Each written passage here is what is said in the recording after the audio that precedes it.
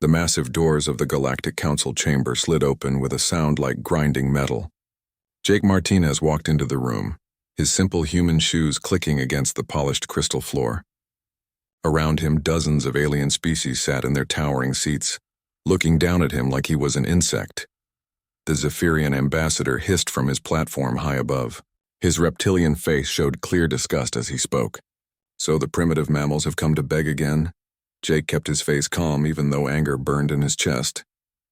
He had been Earth's ambassador for 3 years now. 3 years of insults, rejection, and being treated like humanity was nothing more than clever animals who had learned to build spaceships. "Honored Council," Jake said, his voice echoing in the vast chamber. "I come before you today to request protected status for human colonies in the Outer Rim territories. We also ask for mining rights in systems that no other species has claimed." Laughter filled the room. Not the warm laughter of humans, but the cold, harsh sounds that different alien species made when they found something funny.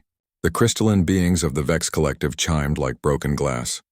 The gas-based ethereals made sounds like wind through metal pipes. Mining rights? The Zephyrian ambassador's forked tongue flicked out as he spoke. "You want mining rights? Your species barely managed to leave your single world 50 years ago. You have no ships of war, no technology worth mentioning, and no power to protect anything you might mine." Jake pulled out a small device and activated a hologram showing human colony ships and mining operations. "We have established 17 colonies across 8 systems. Our people work hard and follow all galactic laws. We only ask for the same protection that other species receive." Another wave of alien laughter swept the chamber. The Vex Collective speaker, a being that looked like living crystal, spoke with a voice that sounded like singing metal. "Humans think they deserve protection. You are infants playing with toys you do not understand. Your colonies exist only because we allow them to exist." "That is true," agreed the ethereal representative, its gaseous form shifting in its containment suit. "We have observed your species for decades. You are emotional, violent, and unpredictable.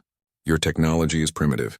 Your military consists of less than 100 ships that could not challenge a single patrol fleet from any council member." Jake felt his jaw tighten but kept his voice steady. "We seek only peaceful coexistence. We offer trade, knowledge sharing, and friendship with all species in the council." The Zephyrian ambassador leaned forward, his yellow eyes gleaming. "Friendship? We do not befriend pets, human. We train them." He paused, letting his words sink in. "The council has discussed the human problem extensively. We have reached a decision." The chamber fell silent. Jake could hear his own heartbeat as he waited. "You will be given a choice," the Zephyrian continued. "Submit to vassalage under the Zephyrian Empire or face pacification. You have 30 of your solar days to decide." "Vassalage?" Jake asked, though he already knew what it meant. "Your species will serve us.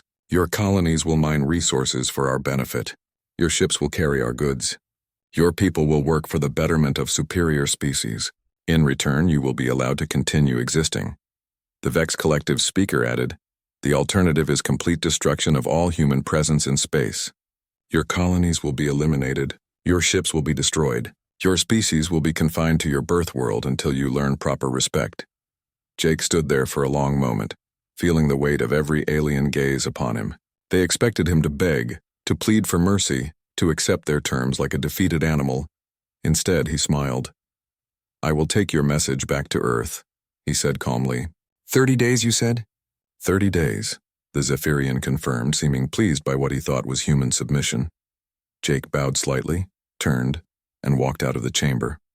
Behind him, the aliens returned to their discussions, already forgetting about the insignificant human ambassador. 3 hours later, Jake was aboard his ship, the diplomatic vessel UES Messenger, speaking into a secure communication device. The face of Admiral Lisa Carter appeared on the screen, her gray hair tied back and her blue eyes sharp with intelligence. "Admiral," Jake said, "they've made their final offer. Vassalage or destruction. 30 days, Lisa nodded slowly. "Are you certain they meant it?" "Completely." The Zephyrian ambassador was quite clear. "They see us as nothing more than animals who learn to use tools." "And the other species?" They all agreed. 17 different alien civilizations, and they all think we're helpless primitives who got lucky with faster-than-light travel. Lisa was quiet for a moment. Then she spoke. "Jake, I need you to do something for me." I need you to visit every human colony and outpost in your sector. Tell them to begin emergency protocols. Tell them the Grey Orders are now active. Jake felt a chill run down his spine. Grey Orders were something every human in space knew about, but hoped would never be needed. Lisa, are you sure about this? They want to see our war machines? Lisa's smile was cold and dangerous. After 50 years of hiding, 30 days should be enough time to show them what humanity is really capable of. What should I tell our people? Tell them to prepare for the storm. Tell them that the galaxy is about to learn why Earth has been so quiet for so long. Lisa paused, her expression growing serious. And Jake? Make sure every human civilian is in a safe location by day 25. What's coming next won't be safe for anyone. The communication ended, leaving Jake alone with his thoughts. He had spent 3 years being insulted and dismissed by aliens who thought humans were weak and primitive. Soon, very soon, the galaxy would discover just how wrong they had been. Jake set course for the nearest human colony, his mind already working on the messages he would need to send. 30 days to respond to the ultimatum. 30 days for the galaxy to enjoy its last moments of peace. The aliens thought they knew what humans were capable of. They were about to learn that they knew nothing at all. President Alan Brooks sat at the head of the massive table in the Situation Room beneath the White House. Around him, the most powerful people in human space waited in tense silence. The call from Admiral Carter had come through an hour ago, and now everyone who mattered was here. Ladies and gentlemen, Alan said, his voice heavy with the weight of the moment. The aliens have given us 30 days to surrender or face destruction. I think it's time we showed them what humanity has been working on for the past 50 years.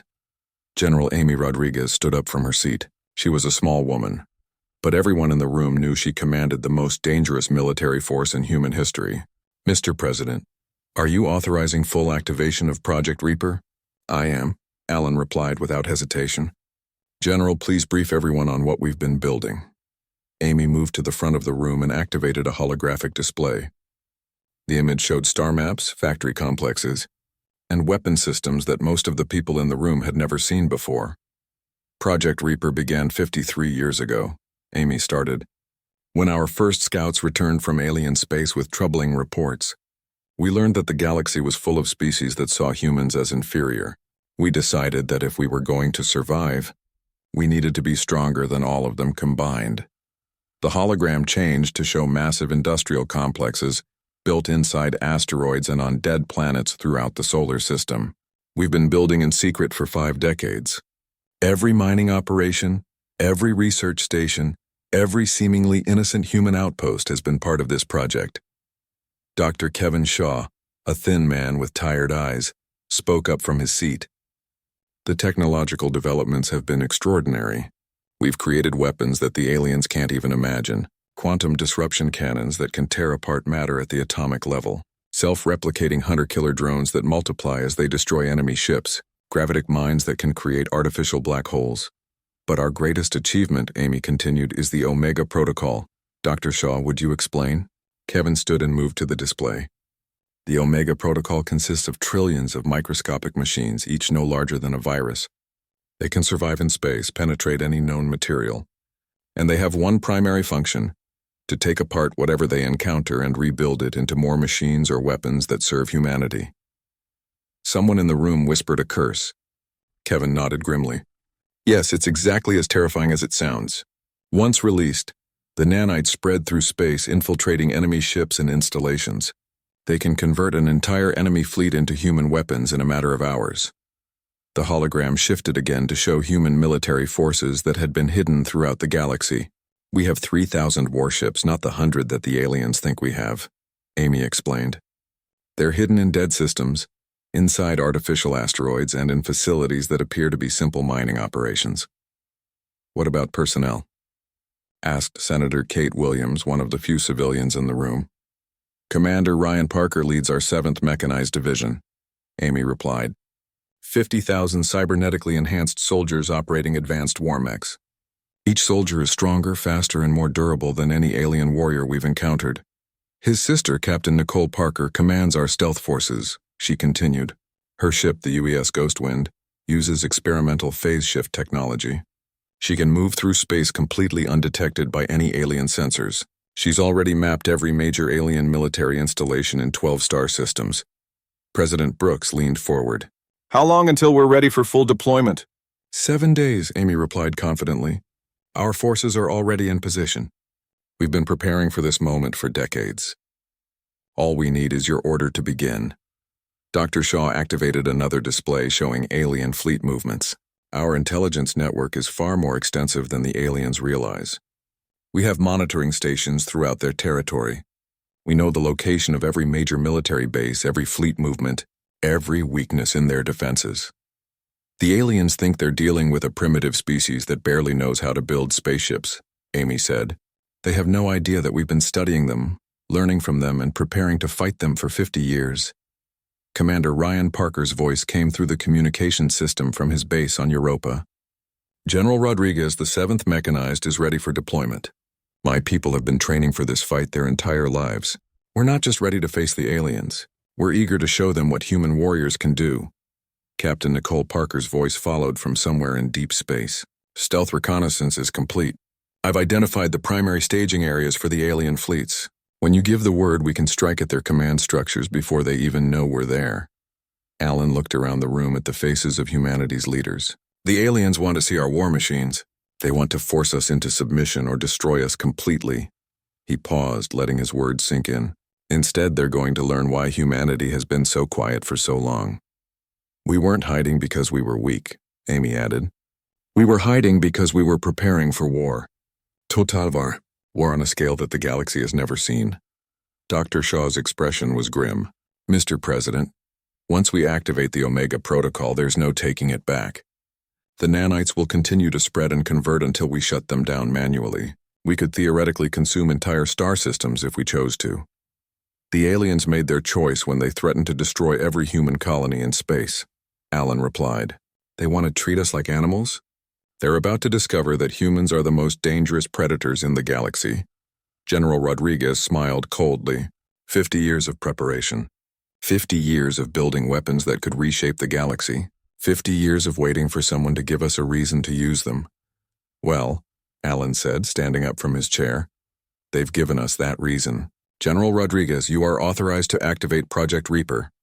Dr. Shaw, prepare the Omega Protocol for deployment. Commanders Parker, begin offensive operations as soon as our forces are in position. How long do we give them to realize their mistake? Amy asked. Alan's expression hardened. They gave us 30 days to surrender. We'll give them 30 minutes to regret threatening humanity. The room filled with the sound of people moving to their stations, activating communication systems and beginning the process that would change the galaxy forever. After 50 years of being dismissed as primitive and weak, humanity was about to show the universe what they were truly capable of. The aliens wanted to see human war machines. They were about to get their wish. War Prime Sithorek stood on the command deck of his flagship, the massive bioship Devourer. Around him, his crew of reptilian warriors prepared for what they expected to be an easy victory. The Zephyrian fleet numbered 300 ships, and they were joined by crystal destroyers from the Vex Collective. Against them, the humans had maybe 50 small vessels. Pathetic, Sithorek hissed as he watched the human fleet formation on his display screens. Look how they cluster together like frightened animals. This will be over in minutes. His tactical officer, a younger Zephyrian named Krex, studied the readings. War Prime, the human ships are moving into defensive positions around their inner planets. They appear to be protecting their homeworld. Of course they are, Sithorek replied with amusement. They know they cannot fight us in open space, so they retreat to hide behind their planet like children behind their mother's legs. Admiral Lisa Carter watched the alien fleet approach from the bridge of the UES Defiance. Her expression was calm, almost bored, as she observed the massive enemy formation. Around her, the bridge crew worked quietly at their stations. Admiral, her tactical officer reported, the alien fleet is maintaining standard approach formation. They're not even trying to be careful. Why would they? Lisa replied with a slight smile. They think we're helpless. Let them keep thinking that for a few more minutes. She activated her communication system. All ships maintain current positions. Do not activate any weapon systems until I give the order. Let them get closer. Throughout the solar system, hidden installations that had been disguised as mining stations and research outposts quietly came online. Dr. Kevin Shaw, monitored the activation sequence from his control center on Titan, watching as decades of preparation finally became active. Quantum disruption satellites are online, he reported to Admiral Carter. Gravitic mines are armed and ready. Hunter-killer drone factories are prepared for mass deployment. The alien fleet moved deeper into the solar system, confident in their overwhelming numerical advantage. Sterex studied the tactical display with satisfaction. The human ships were holding position near Earth, exactly where he wanted them. Begin the attack, he ordered. Destroy their military vessels first, then move on to their planetary defenses. The first wave of alien ships opened fire with plasma cannons and bioacids that could eat through metal. The human ships scattered, some taking hits, others returning fire with conventional weapons that barely scratched the alien hulls. Look at them run, Krex laughed as several human ships began to retreat. They fight like cowards. Sterex watched as 3 human vessels exploded under concentrated alien fire. Push forward. Destroy them all before they can escape to their homeworld. That was exactly what Admiral Carter had been waiting for. All ships, she broadcast on a secure channel. Execute Protocol 7. Dr. Shaw, activate all defensive systems. Commander Parker, begin stealth operations. Throughout the asteroid belt, objects that had appeared to be simple mining equipment suddenly revealed their true nature. Massive cannons emerged from hidden installations, their quantum disruption arrays charging with deadly energy. The first alien ship to die never knew what hit it. One moment the Zephyrian cruiser was advancing confidently toward Earth. The next moment it simply ceased to exist as quantum forces tore apart every atom in its hull. What was that? Sterex roared as his sensors showed impossible readings. How did they destroy the Fang Striker so completely? Before anyone could answer, 10 more alien ships vanished in flashes of twisted light. The quantum disruption satellites, hidden throughout the asteroid belt, fired in coordinated volleys that unmade matter itself.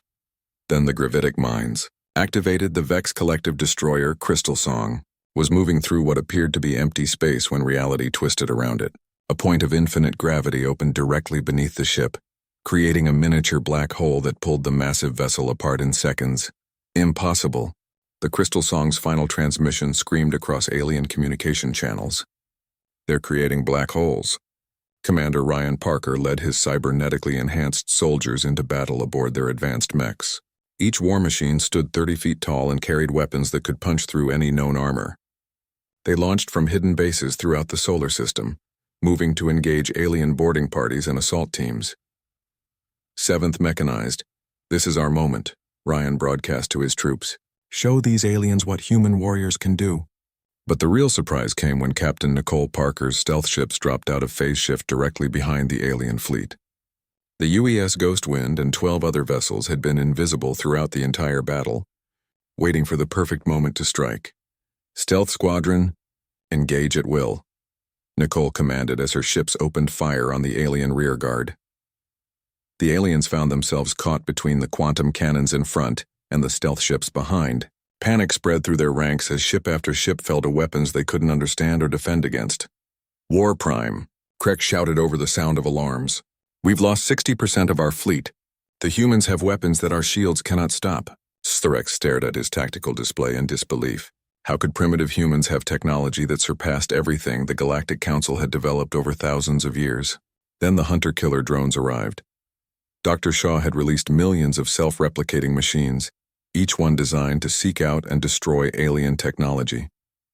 They swarmed over the remaining alien ships like metallic insects, cutting through hulls and systematically destroying every system they encountered. Retreat, Sterex finally ordered. All ships retreat immediately. But Captain Nicole Parker had anticipated this. Her stealth ships had already moved to cut off the alien escape routes, forcing the surviving vessels to fight their way through a gauntlet of quantum fire and gravitic distortions. Of the 300 ships that had entered the solar system, fewer than 50 managed to escape. The rest were destroyed, captured, or converted into scrap metal by the hunter-killer drones. War Prime Sterex's final transmission before his flagship exploded was heard throughout alien space. The humans. They're not primitives. They're demons.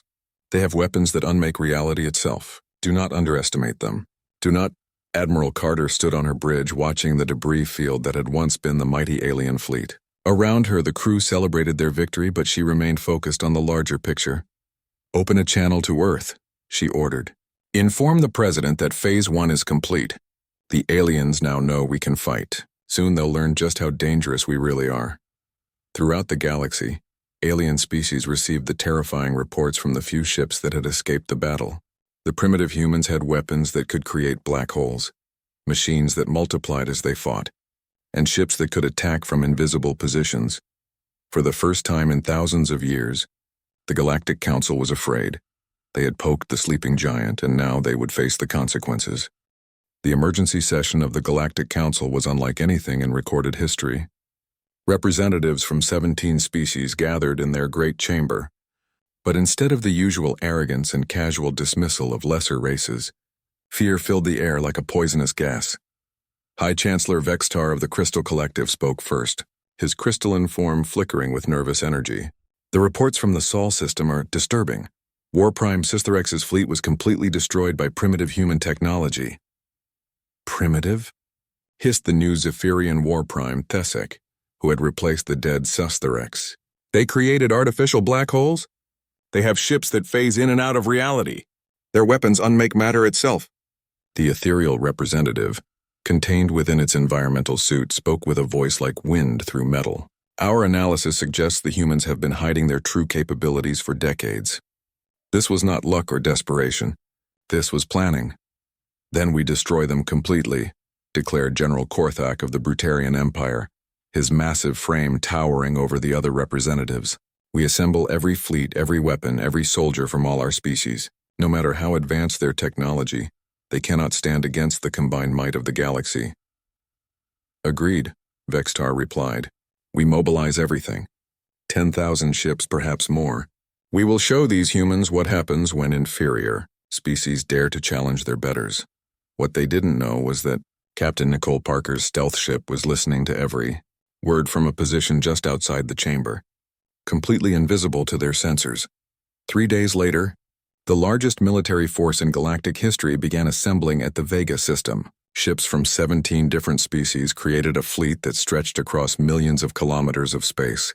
Bioships from the Zephyrians, crystal destroyers from the Vex Collective, metal warships from the Brutarians, and vessels from a dozen other alien civilizations. General Amy Rodriguez watched the alien fleet gathering from her command center on Earth.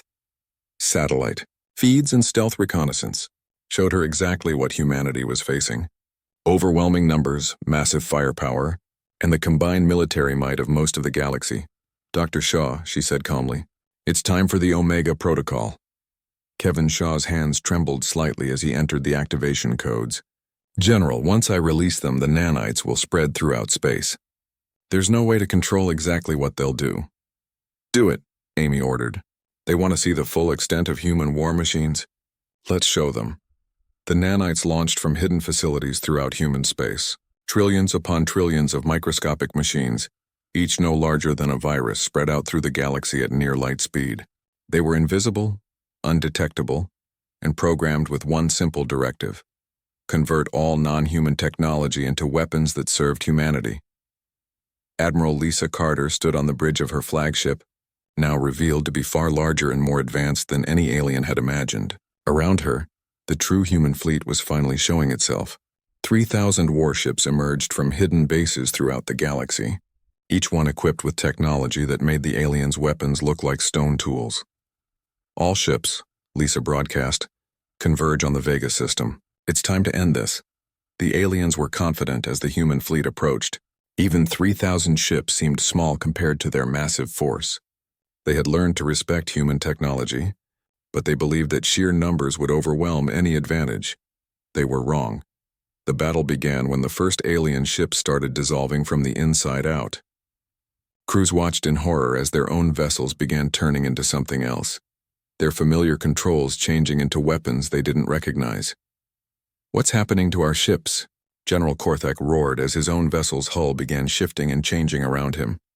Dr. Shaw monitored the nanite spread from his control center. Conversion rate is exceeding projections, he reported to General Rodriguez. The nanites are adapting alien technology faster than expected.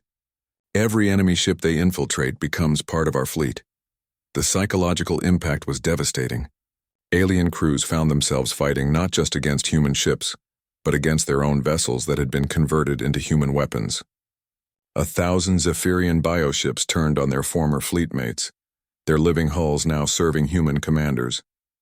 Commander Ryan Parker led his mechanized forces in boarding actions against enemy vessels. His cybernetically enhanced soldiers moved through alien ships like unstoppable forces of destruction, their advanced armor protecting them from any weapon the aliens could use. 7th Mechanized. Push forward, Ryan commanded as his troops seized control of a massive Brutarian battleship. Convert everything we capture.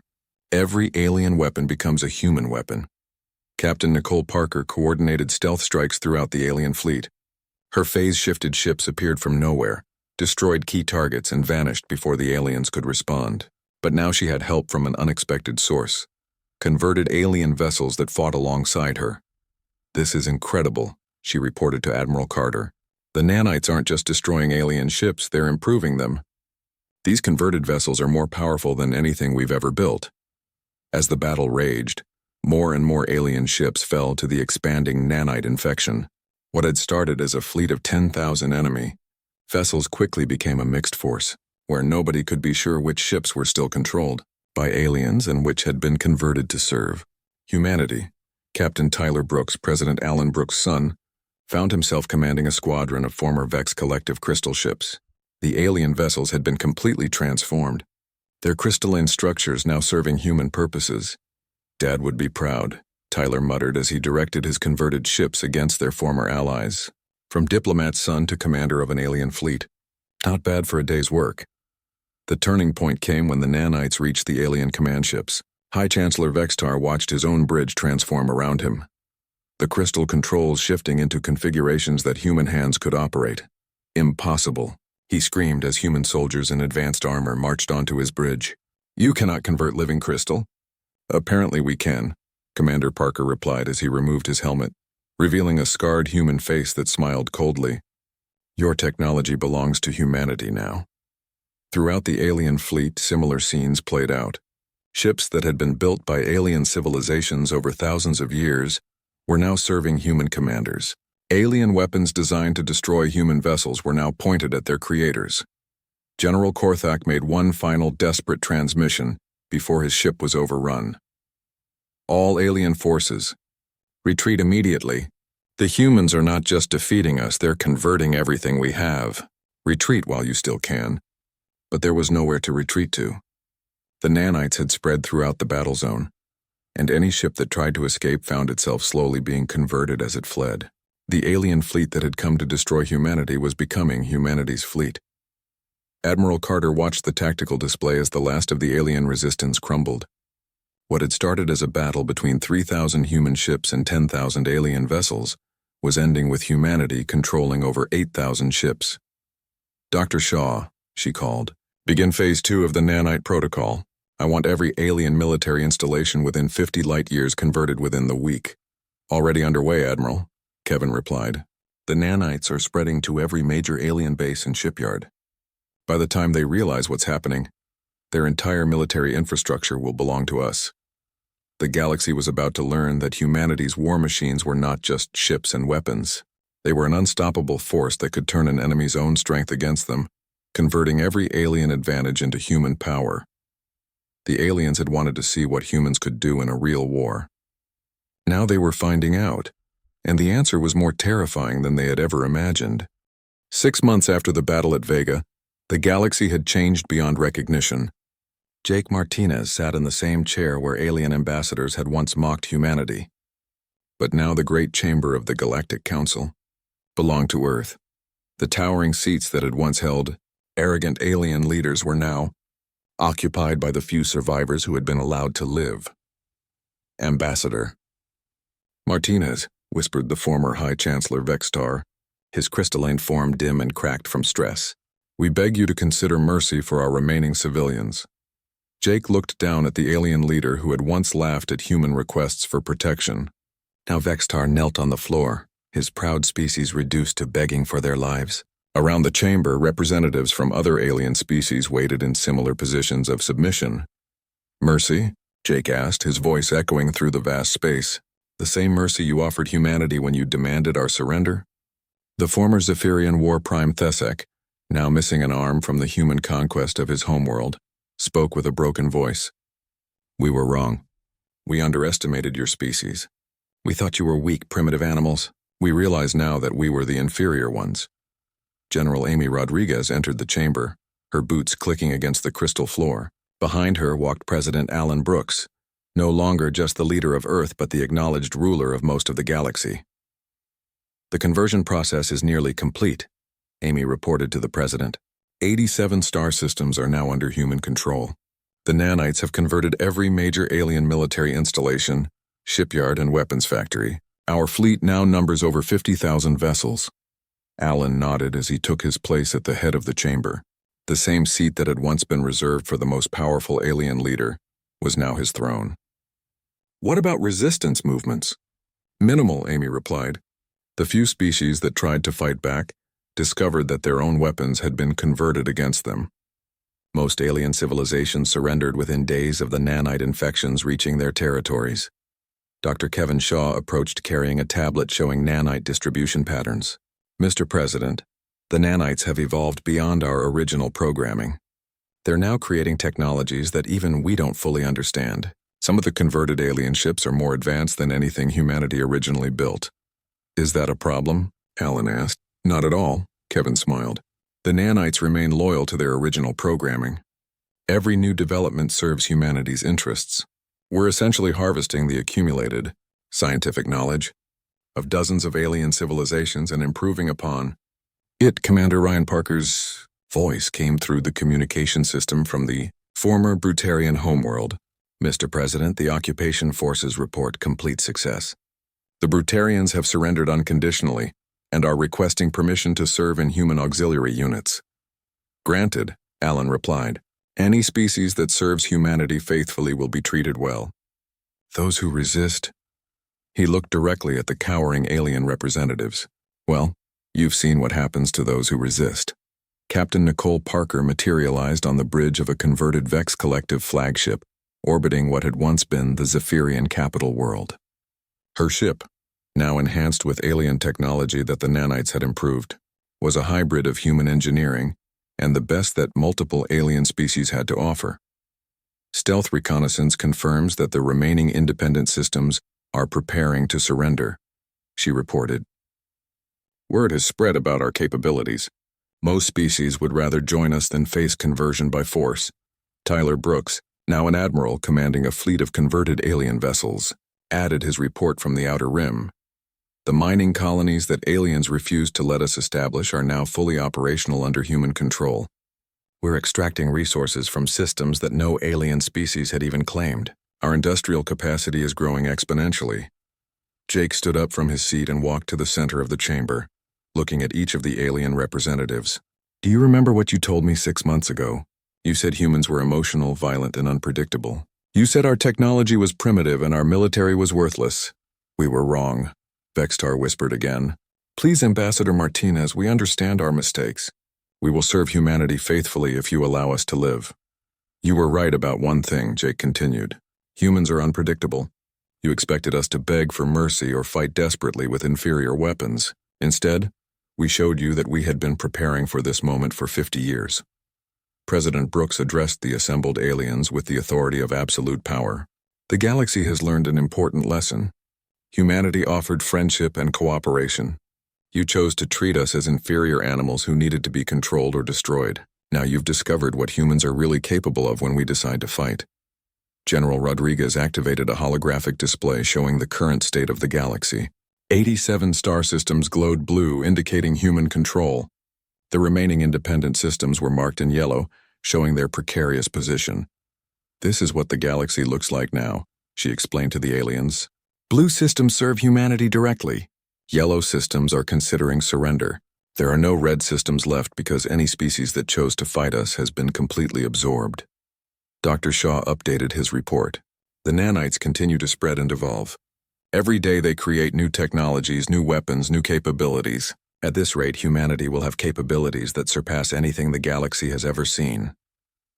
But that's not enough, Alan declared, his voice carrying the weight of absolute authority. The galaxy made a choice when it threatened humanity with destruction. Now the galaxy will serve humanity's interests until we decide otherwise. The ethereal representative, its gaseous form trembling within its containment suit, spoke with a voice like wind through broken metal. What do you want from us? What must we do to earn your mercy? Serve, Alan replied simply. Work for humanity's benefit. Use your knowledge and abilities to make human civilization stronger. Prove that you can be useful allies instead of threats to be eliminated. And if we serve faithfully, asked a representative from the Helix Confederation, a species that had only recently encountered human forces. Then you'll live, Jake answered. You'll have a place in the new galactic order. Your people will be protected and allowed to prosper under human guidance, but you'll never again have the power to threaten humanity or any other species. The age of alien empires is over, General Rodriguez added. The age of human dominance has begun. Admiral Carter's voice came through the communication system from her flagship. Mr. President, our deep space reconnaissance has made contact with species beyond the former Council territories. Word of our capabilities is spreading. 3 new civilizations have already requested permission to surrender, before we even knew they existed. Alan smiled coldly. Let them know that humanity is willing to accept their surrender, provided they demonstrate their usefulness. As the session continued, reports came in from across the galaxy. Human fleets were establishing control over new territories. Converted alien technologies were being improved by nanite modifications. Former enemies were beginning to serve as auxiliary forces in humanity's expanding military. The transformation was complete. In 6 months, humanity had gone from being dismissed as primitive animals to becoming the undisputed rulers of most of the galaxy. The aliens who had once mocked human weakness now served the species they had underestimated. Jake Martinez, the ambassador who had once been laughed at and insulted, now spoke for the most powerful civilization in galactic history. The aliens had wanted to see humanity's war machines. They had gotten their wish, and discovered that humanity's greatest weapon was not any single technology, but their ability to turn their enemies' strength against them. The galaxy belonged to humanity now, and it would never be the same again. The day humanity unleashed its war machines had indeed made the galaxy tremble. Now it kneeled.